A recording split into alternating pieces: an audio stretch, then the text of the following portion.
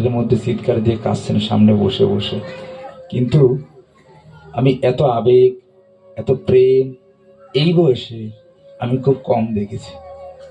ছোট্ট বালকটা যখন পাঠ শেষ হয়েছে, ও কটা 1 টাকার কয়েন, বাবা 4 থেকে 5টা হবে,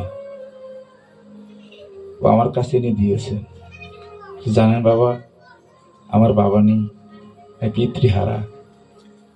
খুব ছোটবেলায় বাবা চলে গিয়েছেন। আমার মায়ের বড় স্বপ্ন আমি যেন কৃষ্ণ ভক্ত হতে পারি। মা বলেছেন, তোর বাবা অল্প বয়সে চলে গিয়েছে, তো তেমন কোনো ধর্মকর্ম করে যেতে পারে নাই, অভাবের সংসার, কখনই বা ভগবানকে ডাকবে। বাবারে, সে কোথায় আছে জানি না, তবে শাস্ত্র বলেছে একটি বংশে কৃষ্ণ ভক্ত সন্তানের উদয় হলে ওই কৃষ্ণ ভক্ত সন্তানের সংস্পর্শের ফলে তার পিতৃদেব প্রপিতামহ উদ্ধার হয়ে আমার ভগবানের চরণ পদ্মে চলে যায়।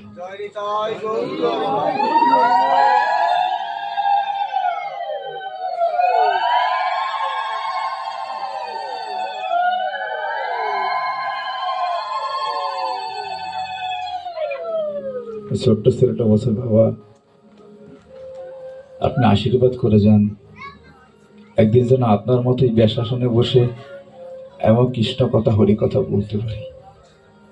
আর আমি কেন আসি পাঠে জানো বাবা? আমি আসি সাধুগুরু বৈষ্ণবের পরশ নিতে। আর যাওয়ার সময় আমি সমস্ত পাঠের মধ্য থেকে ধুলি নিয়ে আর বাবাকে যেখানে সৎকার করা হয়েছে আমি সেইখানে রেখে দিই। যদি ভক্তের ধুলিতে আমার বাবা একদিন উদ্ধার হতে পারে, চিন্তা করা যায় না। ও আমাকে ষষ্ঠাঙ্গে প্রণাম করে 1 টাকার 3টা কয়েন আমার হাতে দিল।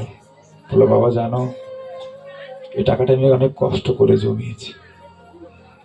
আমার মামাকে স্কুলে টিফিন খেতে দিয়েছিল, আমি সেখান থেকে টাকাটা জমিয়ে রেখেছি। আমি টাকাটা প্রথমে নিতে চাই নাই, ওর দিকে তাকালেই মায়া লাগে। ও বলো, বাবা আমার এই কিঞ্চিত দানটা আপনি গ্রহণ করবেন, যদি গ্রহণ না করেন আমার জীবনে একটু অপূর্ণতা থেকে যাবে।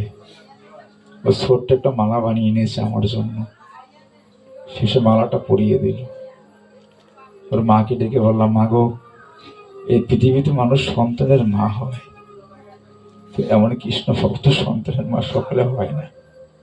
চিন্তা করা যায়, আমরা বৃদ্ধ বয়সে বাবা মার কথা ভাবি না। বাবাদের তীর্থক্ষেত্রে আমার নেই না, নিতেও পারি না। কত বাবা তীর্থক্ষেত্র ভ্রমণ না করে চলে